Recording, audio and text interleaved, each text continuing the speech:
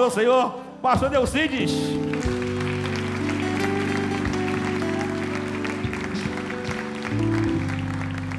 Aleluia.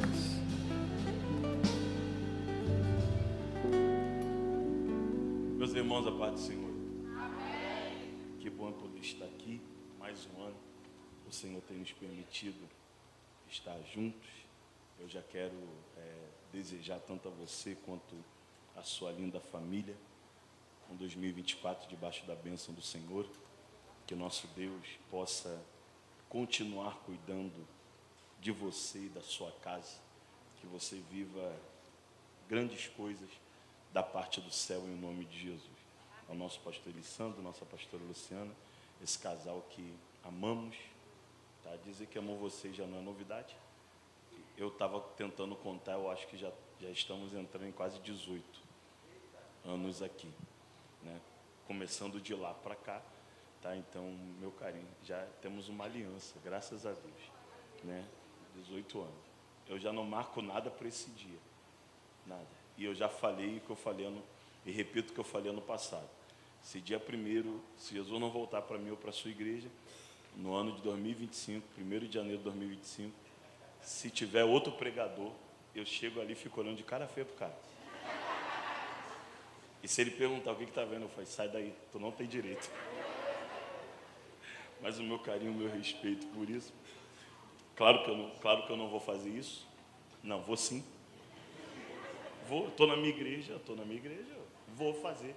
E se ele perguntar, mas por quê? Porque sim, tu não tem esse direito. Tu chegou ontem. Daí eu vou falar, tu está pensando que tu é quem? Né? Mas foi o pastor que me chamou, então deixa-me. Acabou, cancele. Amém?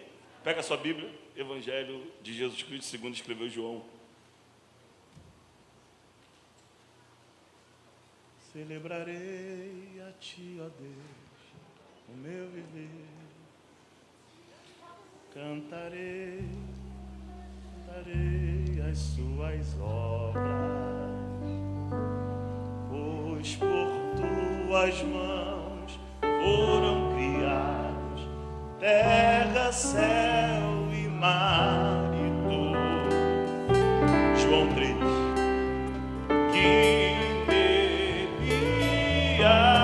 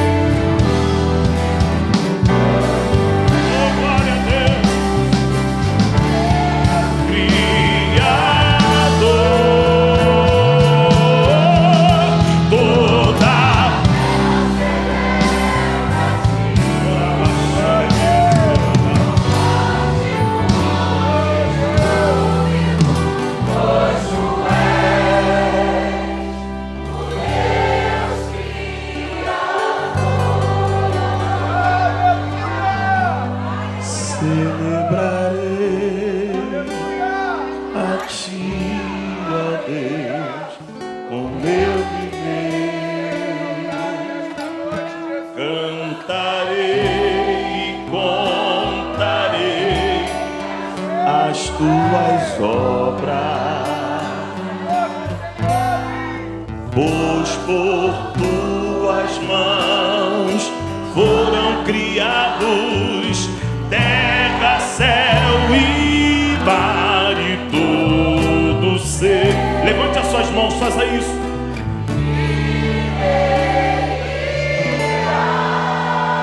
Toda a terra celebra-te com cântico, pois Tu és. Mantenha elas erguidas. Criador, toda a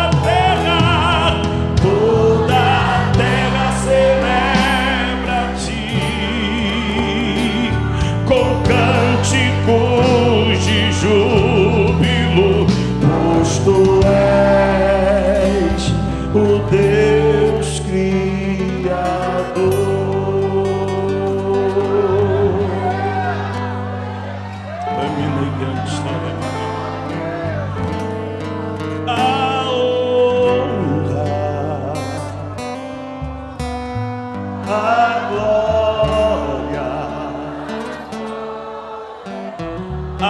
Força e o poder ao Rei.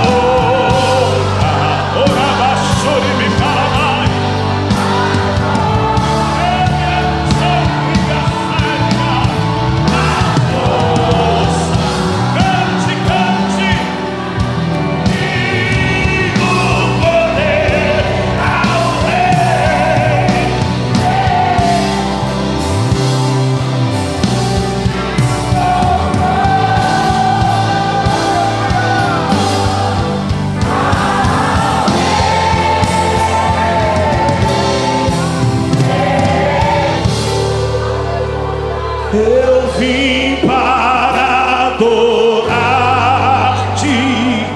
vim para prostrar-me, vim para dizer que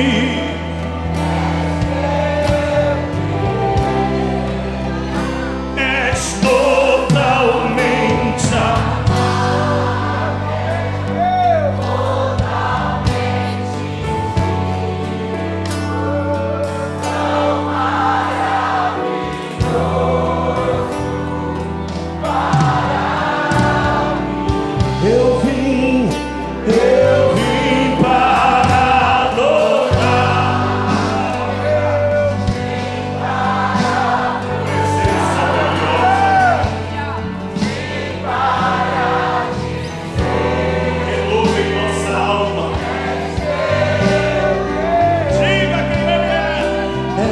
totalmente amável, totalmente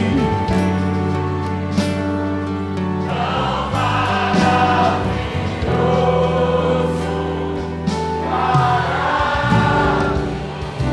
Celebre Ele com a sua adoração. Misture esse aplauso com barulho de glória. Solte um barulho de aleluia. Coloca mais vida, força nessa palma. A Ele a honra, a glória, a majestade, louvor. A Ele a soberania. A Ele a honra. A Ele. João capítulo de número 3.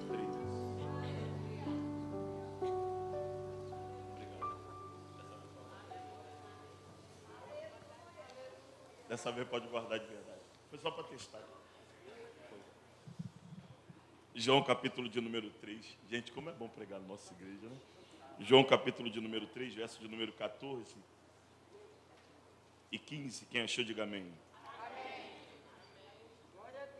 E assim como Moisés levantou a serpente no deserto, assim também importa que o Filho do Homem seja levantado, para que todo aquele que nele crê não pereça, mas tenha vida eterna. E você se assenta glorificando Jesus.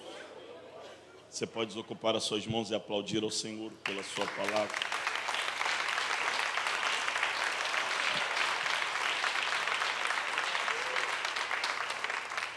Meus irmãos, dentro da temática que nos é proposta para esse ano, na nossa obra e também no nosso clamor aqui, acerca da afirmativa do próprio Deus a Moisés, no capítulo 3 do livro do Êxodo, no verso de número 14, que é quando Deus se apresenta para ele e diz que o eu sou, né? Ali a transliteração que mais chegaria próxima àquilo que a gente precisa compreender é que o eu sou ali não no nosso português não é tão enfático quanto aquilo, a ideia que aponta a expressão hebraica, que é erie, asher, erie, que é eu serei o que serei. Diferente da afirmativa do eu sou, a afirmativa hebraica de erie, asher, erie, que é eu serei o que serei, dá para a gente uma esperança, não de que ele não é, mas o eu serei o que serei preenche ali algo que no mínimo a gente vai precisar mais à frente. Então esse eu serei o que serei dá uma ideia de uma presença futurística, uma necessidade que alguém vai precisar lá na frente, e essa necessidade ele vai ser para suprir. Então quando a gente para ver essa expressão eu sou no Antigo Testamento, você vai ver que tanto do Êxodo até chegar o Evangelho de João, você vai ver expressões no Antigo Testamento como Deus dizendo eu sou o provedor, eu sou o Deus da cura, eu sou o Senhor.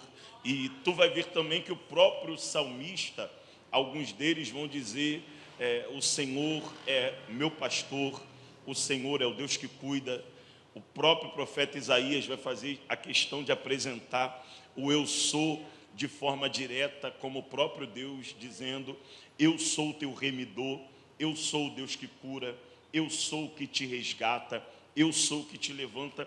Então no Antigo Testamento a ideia do eu sou, ela se torna tão forte, que quem ler vai ver que no Antigo Testamento toda a expressão usada de eu sou era o próprio Deus falando através de um dos seus profetas, de um de seus homens. Já no Novo Testamento, a gente pega Jesus usando o termo eu sou. É diferente do Antigo Testamento, porque no Antigo Testamento você vê essa expressão ligada diretamente ao Pai. Já no Novo Testamento você vai ver nos Evangelhos Jesus usar esse termo só 7 vezes. É tanto que das 7 vezes que ele diz eu sou, eram 7 que preenchiam todas as lacunas que alguém precisava. Dessas 7 vezes você vai pegar João capítulo 6, verso 35, ele dizendo que é o pão da vida. Quando ele diz que é o pão da vida, ele está dizendo assim, eu sou o tipo de alimento acessível para o pobre, para o rico, para o doente, para o carente. Eu sou o tipo de alimento acessível para tudo e para todos, na esfera da riqueza, na esfera da pobreza, na esfera de quem precisa. Eu sou o pão da vida. Então, quando ele diz que é o pão da vida, ele vem dizendo que é um alimento acessível a quem precisa dele. Você vai ver também ele usar a segunda expressão acerca do eu sou, no mesmo Evangelho de João, no capítulo 8, verso de número 12, ele vai dizer que eu sou a luz do mundo. Quando ele fala acerca dizer a luz do mundo, você vai ver a citação do profeta Isaías que dizendo que o povo que andava em trevas encontrou a maravilhosa luz.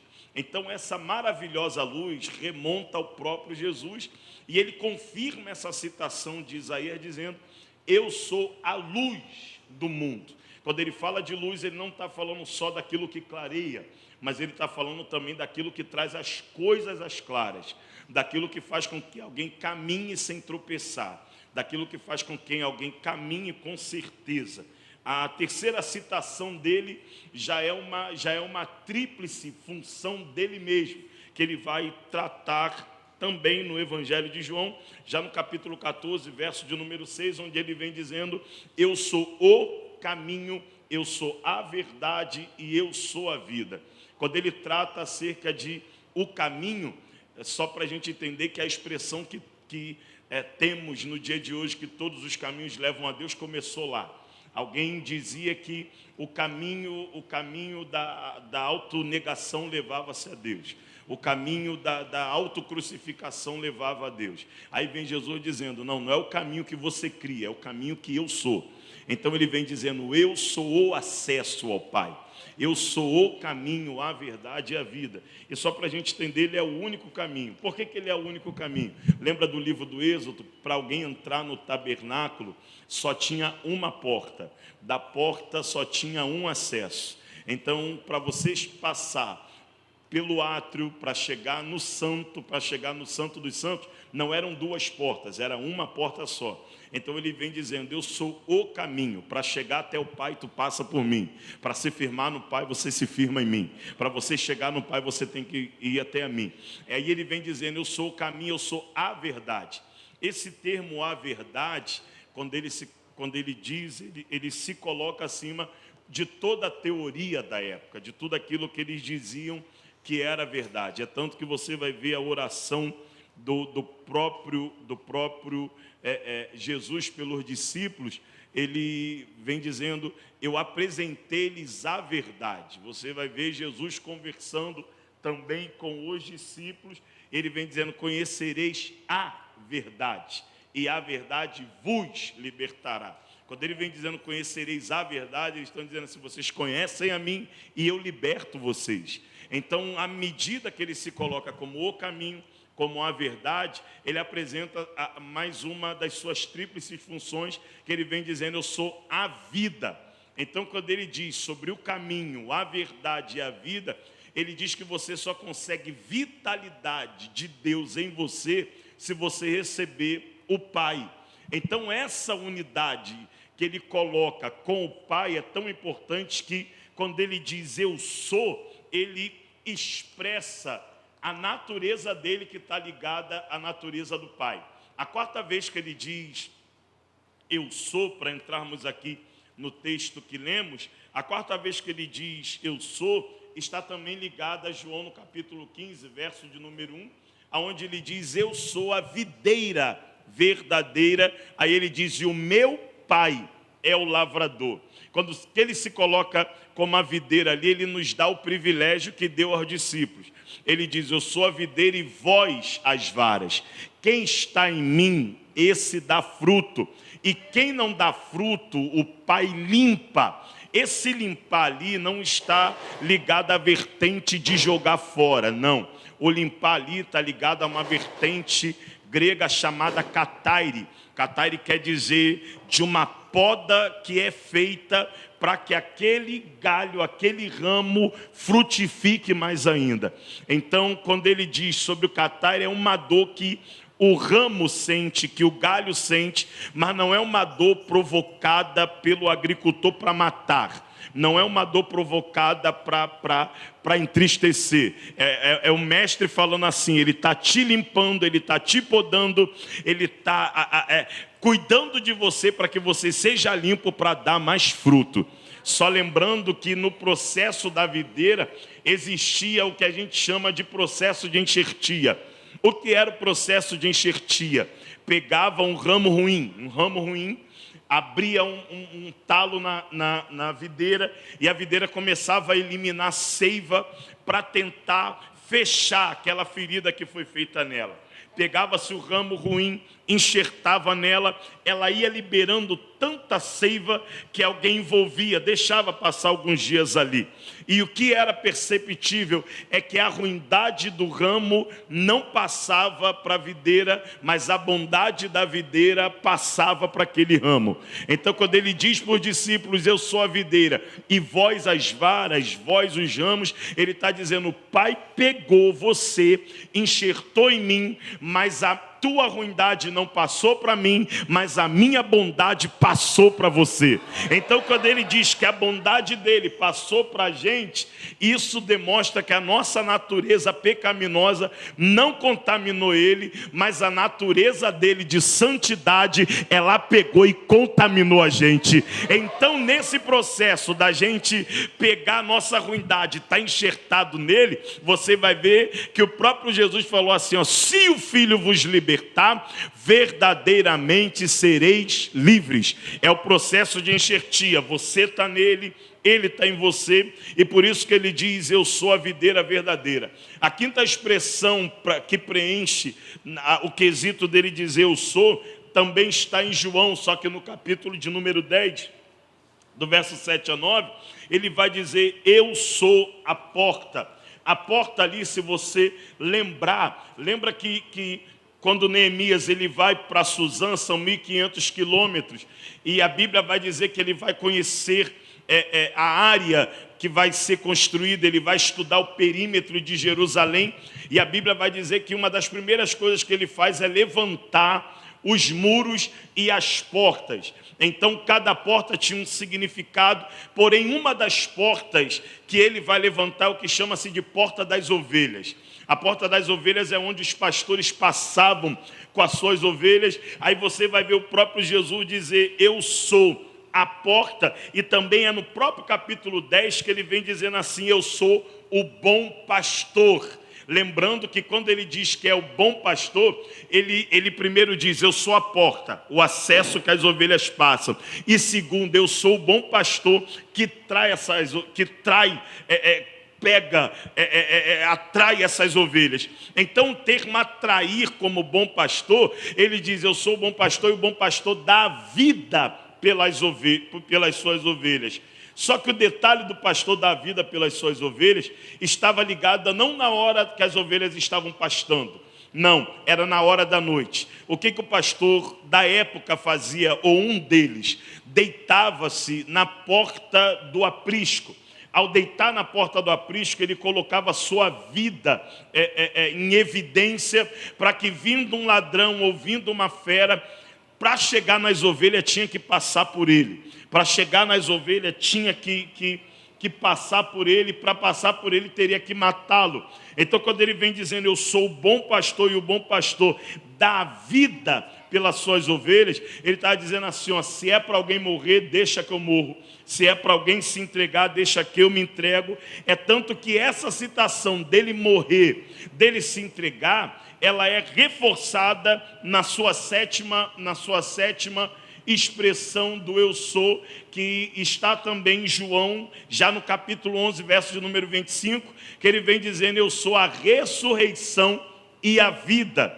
Então você percebe que no Antigo Testamento são N expressões que estão ligadas diretamente a Deus. Já no Novo Testamento, você vai ver os evangelhos, em específico João, trazer as expressões ligadas a Jesus. Então, quando ele diz que é o pão da vida, a luz do mundo, caminho, a verdade e a vida, videira verdadeira, porta, bom pastor, a ressurreição e a vida, ele está falando sobre todas as suas funções. Capítulo 3 de João, você não vai ver Jesus dizendo que ele é, você vai ver Jesus fazendo uma comparação. Capítulo de número 3 de João, ele está conversando com um doutor da época chamado Nicodemos. Nicodemos sai na madrugada, penumbra da noite, ninguém está vendo, é aquela coisa de vou me encontrar com Jesus para não comprometer quem eu sou, vou me encontrar com Jesus para não comprometer a minha identidade. Só que eu abro um parênteses aqui, fecho rápido. Se 2024 você decidir viver na presença de Jesus, prepara. A presença de Jesus, ela descortina tudo aquilo que você esconde. A presença de Jesus, ela descortina tudo aquilo que você é. Não dá para ter um relacionamento com Jesus no 007. Não dá para ter um relacionamento com Jesus no oculto. Não dá para ter um relacionamento com Jesus sem ninguém saber. Pelo contrário, a Bíblia vai dizer: pelos frutos os conhecereis. Quanto mais você se aproxima do Mestre, mais você se parece com Ele. O seu jeito de falar fica igual dele. O seu jeito de se portar fica igual dele. No teu trabalho, se você decidiu viver com Jesus, pode acreditar, tu vai chegar lá durante esses 12 dias de clamor, alguém vai olhar para você e dizer: você está diferente do ano passado. Não, mas é a mesma cara, é a mesma roupa, é o mesmo jeito. Não, você está com um jeito diferente, tem um brilho em você diferente. E o porquê isso? É porque quem anda com Deus tem a vida de Deus na veia dele.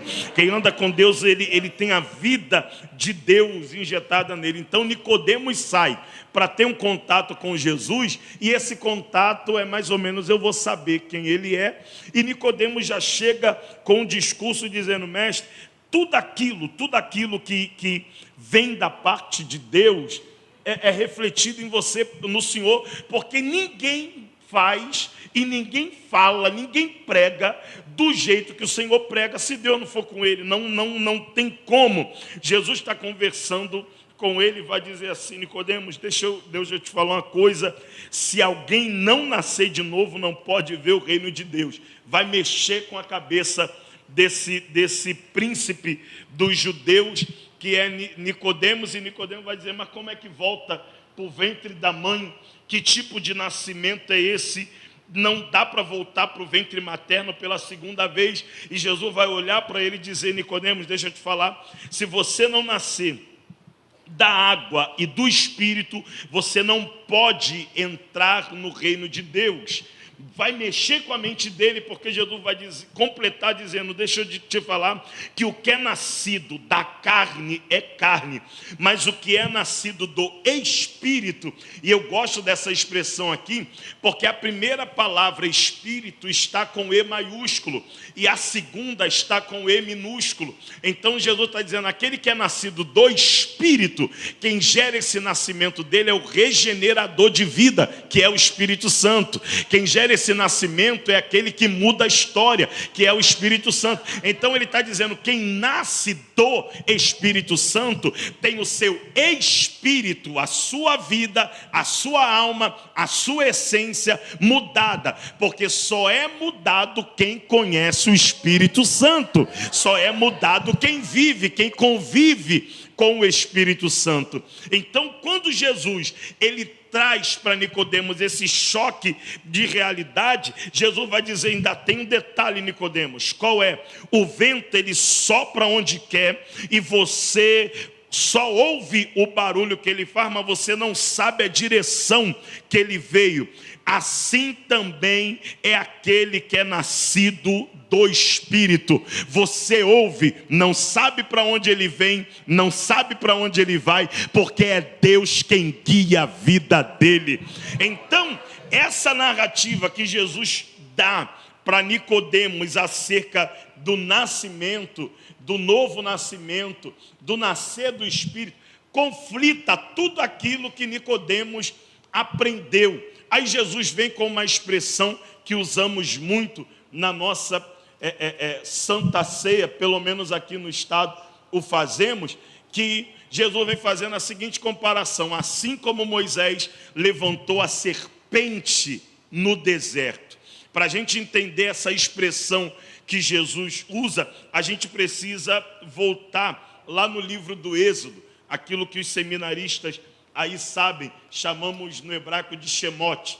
Quando volta-se lá no livro do Êxodo, você vai ver o próprio Deus trazendo instruções a Moisés. No capítulo de número 27, Deus chega para ele e diz: traz o material, você vai fazer um altar de madeira de acácia. Esse altar de madeira de acácia, ele será quadrado, 2,25 metros de largura e 1,35 metros de altura. Por que você vai fazer isso? Onde vai ficar esse altar? ele vai ficar justamente na entrada do átrio. Vai ser ali o lugar de elevação. O porquê Jesus diz que o Filho do Homem seja levantado? Para a gente entender, no Antigo Testamento, essa ideia de elevação, essa ideia de levantamento, ela parte do próprio Deus. Quem entrava no átrio, a primeira coisa que ele via era o altar do holocausto. E o que representava o altar do holocausto? Primeiro, na sua madeira de acácia, ela representava a natureza do próprio Jesus. Quando você para ver acerca da madeira de acácia, você vai ver que essa madeira, ela trata da natureza humana de Jesus. Porque Isaías, no capítulo de número 53, verso de número 2, vai dizer que ele veio subindo do deserto, de terra seca, como uma raiz forte de renovo.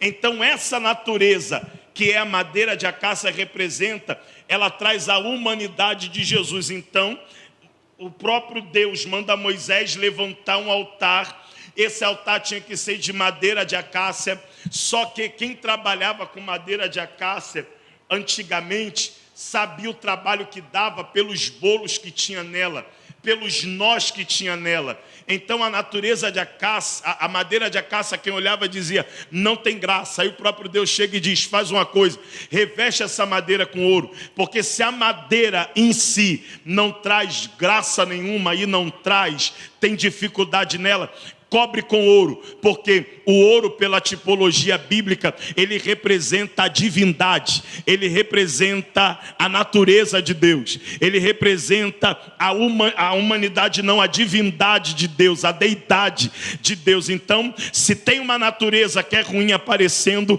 vem a presença de Deus e cobre essa natureza, dizendo, a perfeição não está naquilo que está por trás, a perfeição está naquilo que cobre, que é a presença de Deus. Então levanta-se agora esse altar, e daqui eu já encerro essa introdução. Levantava-se o altar do sacrifício, e o que o altar fazia? Fazia com que o pecador chegasse ali através da pessoa do sacerdote. Ele colocava a mão no animal, ele falava e declarava a culpa, aquela culpa que ele declarava passava-se para o animal e automaticamente, através da verbalização, vinha o perdão. Então o altar do sacrifício era onde Deus se encontrava com o pecador. Porque o altar elevado e quadrado? Porque ele apontava para os 4 cantos que os 4 evangelhos apontam. Você vai ver que por ele apontar os 4 cantos, você vai ver os próprios evangelistas apresentando a natureza de Jesus. Mateus apresenta Jesus como o rei e leão da tribo de Judá. Você vai ver que Marcos, ele apresenta Cristo como um servo. Você vai ver que Lucas apresenta Jesus como homem perfeito. E agora você vai ver João apresentando Jesus como o verdadeiro Filho de Deus. Diferente dos outros evangelistas, João não começa mostrando Jesus de uma linhagem. João começa dizendo que Jesus é o Verbo. Você vai ver João dizendo que no princípio era o Verbo, e o Verbo estava com Deus, e o Verbo era Deus. João vai dizer que tudo aquilo que existe, que tudo aquilo que foi escrito, que tudo aquilo que foi descrito, que tudo aquilo que foi profetizado, que tudo aquilo que foi falado, que tudo aquilo que foi cantado, que tudo aquilo que foi pregado, que tudo aquilo que foi orado, só tem sentido por causa de Jesus. Então, por que João está nos remontando? Que se vamos passar 12 dias aqui, só tem sentido por causa de Jesus. Que se temos mais um ano para frente, só tem sentido por por causa de Jesus. A tua mão levantada para dar glória é por causa de Jesus. A tua lágrima que desce é por causa de Jesus. Os louvores declarados é por causa de Jesus. Alguém dando glória ou aleluia é por causa de Jesus. A nossa vontade de crescer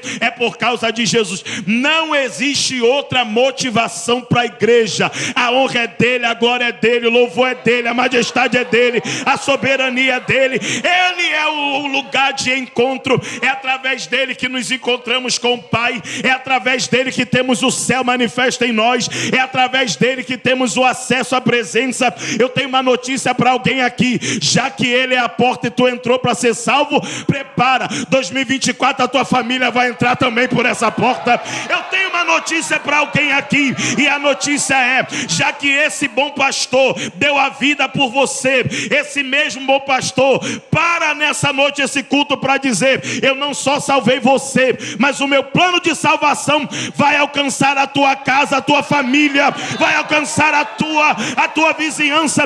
Então prepare e levanta a mão para dar glória, porque esse Deus há de salvar a tua casa.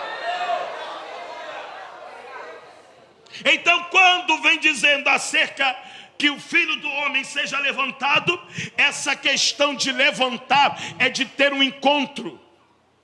Perceba que ele vai dizendo assim como Moisés levantou a serpente no deserto. Detalhe: quando o povo de Israel está debaixo de uma idolatria, a Bíblia vai dizer que começam a sair serpentes venenosas da terra. Aí tu para ver o livro de Números, quando você vai ver no capítulo de número 21, o próprio Deus vai dar uma ordem, verso de número 8, 9, para que Moisés levante uma serpente, coloque essa serpente em destaque. As serpentes venenosas picavam alguém, mordiam alguém. E qual era a ordem de Deus para Moisés? Quando a serpente venenosa picar e alguém estiver olhando para a serpente de bronze, essa pessoa não vai morrer, essa pessoa não vai cair. O detalhe é que dentro da simbologia bíblica ou da tipologia bíblica, o bronze representa um dos juízos de Deus. Então, quando Cristo é levantado no Antigo Testamento através dessa serpente, era o livramento que estava sendo dado. E me permita mexer com o teu ego um pouquinho nesse primeiro dia do ano. Se Cristo for levantado nos nossos louvores, se Cristo for levantado nas nossas pregações, se Cristo for levantado nas nossas orações, se Cristo for levantado nos nossos testemunhos, se Cristo for levantado dentro da nossa casa, se Cristo for levantado no nosso trabalho, se Cristo for levantado no nosso veículo, se Cristo for levantado na nossa condução de vida, se Cristo for levantado no nosso tratamento dos filhos, se Cristo for levantado no nosso casamento, se Cristo for levantado na nossa veia, praga nenhuma vai atingir nossa tenda. Eu estou pregando para que você entenda. Cristo quer ser levantado nesse ano de 2024 nos seus atos. E qual é o conselho que o Espírito de Deus nos dá nessa noite? Coloca Cristo em destaque, coloca Cristo em evidência, coloca Cristo em testemunho. Quando ele é levantado, a luta vem. Quando ele é levantado, a angústia bate. Mas quando ele é levantado, eu tenho triunfo sobre tudo aquilo que me ameaça. Então levante Cristo em tua vida. Aponte para alguém e diga: levante Cristo em todas as suas atitudes. O problema é que quando alguém não levanta Cristo, outra coisa é erguida. E eu preciso mexer contigo para que você entenda: Deus não divide a glória dele com ninguém.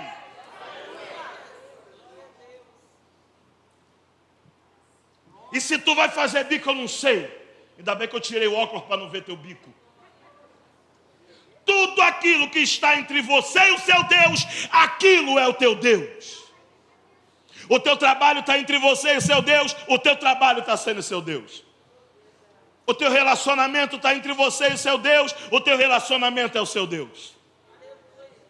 As tuas picuinhas estão entre você e o seu Deus, as suas picuinhas são o seu Deus. É o seu Deus. Pastor, me diz isso. Deus não aceita nada entre você e Ele. Deus é exclusivista. Deus, Ele está dizendo, a honra tem que ser minha, a glória tem que ser minha, mas eu tenho muita coisa não. Levante Ele na sua casa, levante Ele na sua vida. Importa que o Filho do Homem seja levantado. Aí tu vai ver o próprio Jesus, no capítulo de número 12, verso de número 32 de João. Ele vai dizer, quando eu for levantado da terra, eu atrairei todos a mim. Eu amo esse texto, porque que ele está dizendo assim, agora parece que ninguém está percebendo, agora parece que nada está acontecendo, agora parece que ninguém está ligando, agora parece que estão me tratando de qualquer jeito, mas a cruz está chegando aí. E quando eu for levantado na cruz, alguém vai olhar e dizer, coitado dele, mas mal sabe que eu estou indo para lá como cordeiro, e mal sabe que quando eu ressuscitar, eu vou ressuscitar como leão. É por isso que depois de ressurreto ele disse, todo poder me é dado nos céus e na terra. Levante as suas mãos, eu preciso profetizar isso sobre a tua vida. Levante as suas mãos, de preferência as duas. Oh, glória a Deus, oh, aleluia. Eu preciso dizer sobre a tua casa, sobre a tua família, sobre os teus projetos, sobre os teus sonhos, sobre os teus negócios, praga nenhuma vai conseguir prosperar. Ei, sobre a tua família, praga nenhuma vai prevalecer, pelo seguinte motivo, ele está sendo levantado como remidor, ele está sendo levantado como salvador. Se tu acredita nessa profecia, abre a boca e dá glória.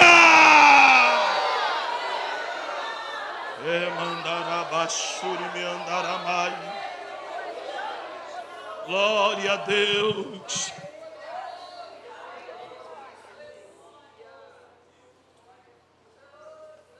Aí o texto diz que quando ele é levantado na cruz, ele atrai a ele.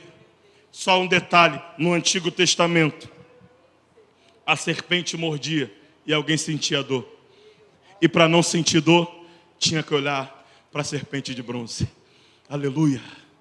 Mexe com alguém e diga para ele, para não cair em 2024. Diga para ele, olha para Jesus. Diga para ele, para não tropeçar em 2024. Diga para ele, olha para Jesus. Aleluia. Olha para ele.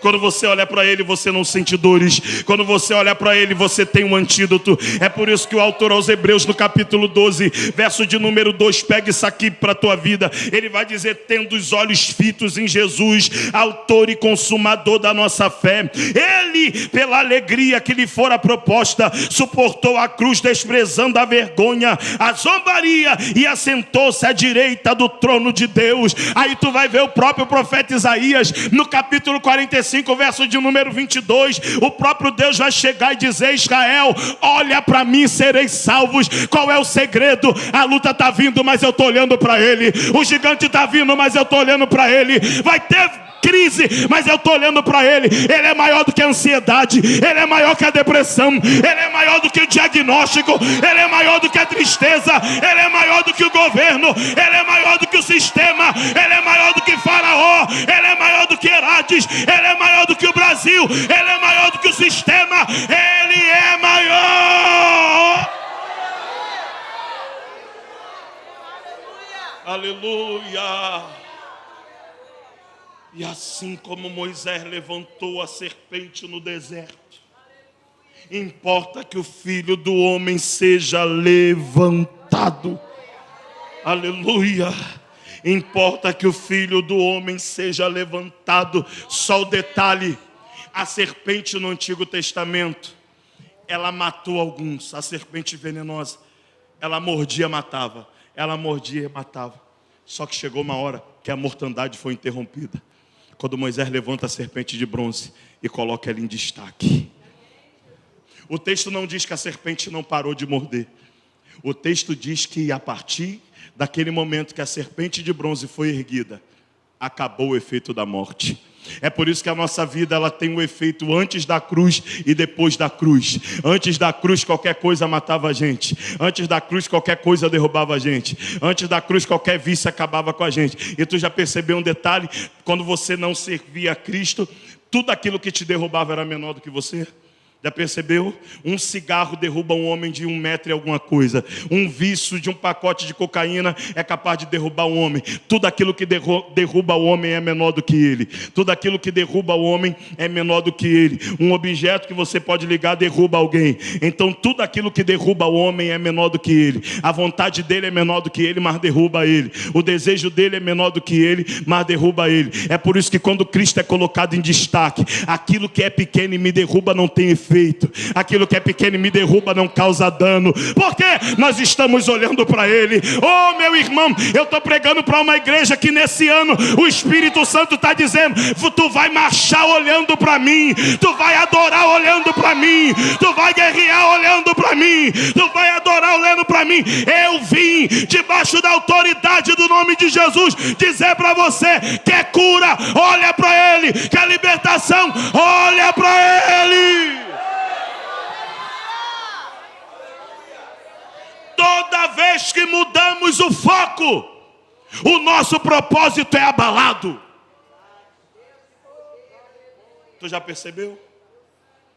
Eu não sei, isso aqui não ocorre aqui não. Isso que eu vou falar não ocorre aqui não. Deve acontecer lá na igreja da Bruna. Eu não sei, mas eu acho que acontece lá. Aqui não.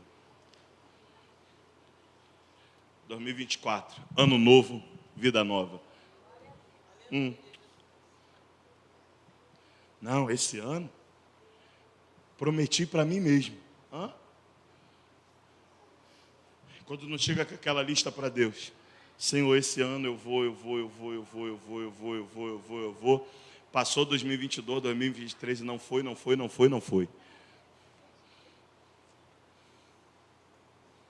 Não, mas eu tenho experiência no assunto. Me permita mexer aqui contigo. Quando se trata de propósito com Deus, Deus não quer a sua experiência, Ele quer a sua dependência. Deus não quer a sua experiência, Ele quer a sua dependência. Não, mas pelo que eu já estudei, esquece que tu estudou. Não, mas pelo que eu já li lá do doutor Pé Junto da Rua Torta. Nada contra o doutor Pé Junto da Rua Torta. Mas o que eu estou dizendo é que o que resolve a vida do crente é a palavra de Deus. O que transforma a vida do crente é a palavra de Deus. Por quê? Porque a palavra de Deus, ela arranca a minha experiência e injeta em minha dependência. Dependa de Deus como teu filho depende de você, mãe. Dependa de Deus como a tua família dependa de você, irmão. Dependa de Deus para ser o teu provedor. Dependa de Deus para ser o Deus da cura. Dependa de Deus. Ele não quer a tua experiência, Ele quer a tua dependência. O problema é que a gente quer ensinar a Deus. Não dá. Não dá. Como a gente vai querer ensinar o autor da vida a nos dar vida? Ele vai chegar para Jó e falar: Jó, você estava onde? Quando eu fiz os fundamentos da terra. Você estava onde quando eu estiquei as nuvens como cortina? Você estava onde quando eu chamei os ventos pelo nome? Onde tu estavas quando eu criei o exército do céu? Sabe por que Jó não responde?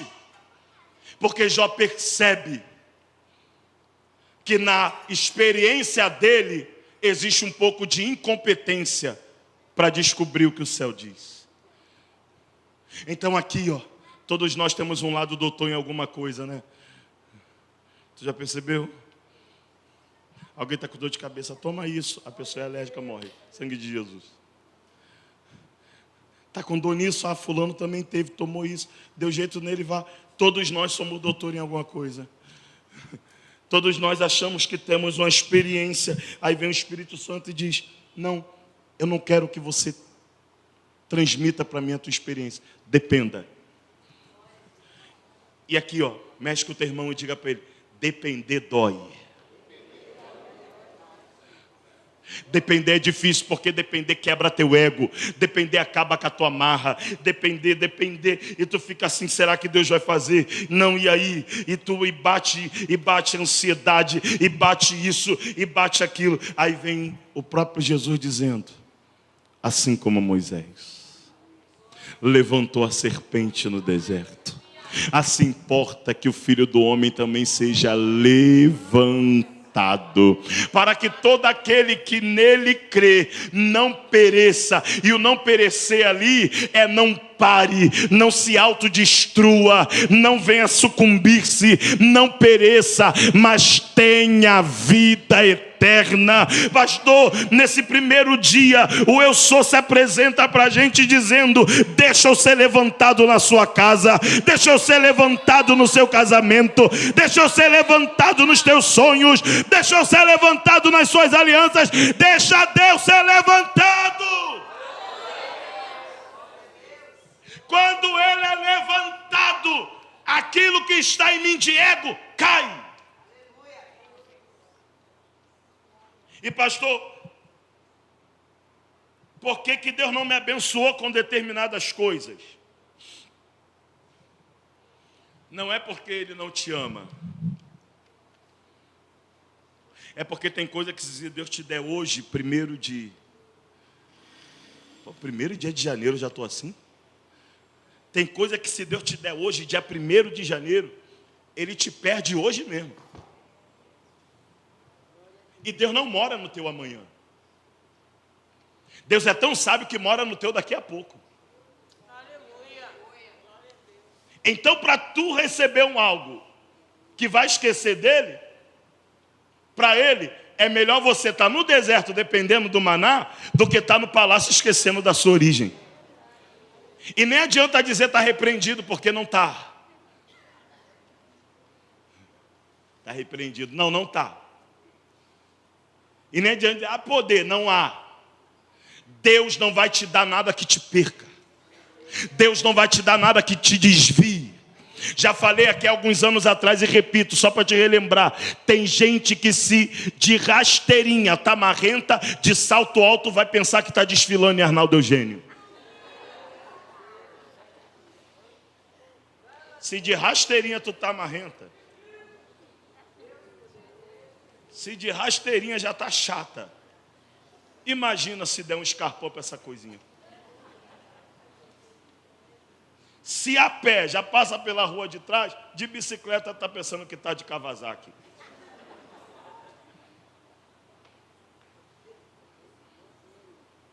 O quê? Não, aí vai. Por que Deus não me deu? Para não te perder. Se do jeito que está, já não vem, receber alguma coisa, hora do culto, partiu praia com o mozão. Deus não vai te dar coisas que te tirem dele.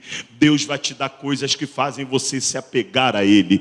Deus não vai abrir porta que você se perca. Deus vai abrir portas aonde a presença dele e seja um ganho na tua vida. E aqui, já pega isso como profecia para a tua vida. Deus não vai deixar você conhecer ninguém antes do tempo. Deus não vai deixar você fechar aliança nenhuma antes da hora. Deus não vai deixar você conhecer nada antes da maturidade. Primeiro Ele te amadurece, depois Ele te abençoa. Primeiro Ele te prepara, depois Ele te levanta. Primeiro Ele te prepara, depois Ele te capacita. Então agradeça a Deus, porque isso não é luta, é tempo de preparatório. Lá vem milagre para a tua casa. Quando ele vem dizendo, assim como Moisés levantou a serpente no deserto, importa que o Filho do Homem seja levantado. Pastor, quando ele é levantado, o efeito de Cristo ser levantado na nossa casa é devastador para o inferno. Porque aquilo que o inferno levantou construindo, ele vem desfazendo. É por isso que você vê o próprio Jesus estando no templo. A Bíblia vai dizer que ele começa a ler o rolo do livro do profeta Isaías. E ele vai ler o capítulo de número 61. E ele para dizer: o Espírito do Senhor está sobre mim. Aí ele começa a declarar: porque o Senhor me ungiu para pregar boas novas aos pobres, enviou-me a curar os quebrantados de coração, a proclamar a libertação aos cativos. Nós estávamos nessa lista aqui e ele nos libertou. Aí a pôr liberdade aos algemados. Ele quebrou tua corrente, meu irmão, e você está livre. Aí lá vem ele dizendo: a pregoar o ano aceitável ao Senhor, do Senhor, o dia da vingança do nosso Deus, a consolar todos os que choram e a pôr sobre os que choram em Sião uma coroa em vez de cinzas, óleo de alegria em vez de pranto, manto de louvor em vez de espírito angustiado, e eles serão chamados carvalhos de justiça, plantados pelo Senhor para a sua glória. E pegue isso aqui, ó, e reconstruirão as antigas ruínas, restaurarão os lugares anteriores destruídos e renovarão as cidades arruinadas, destruídas de geração em geração. Pastor, tem um propósito para Cristo ser levantado? Tem. Toda vez que Ele é levantado, as coisas caem por terra. Eu quero convidar você para 2024 colocar o Senhor em destaque.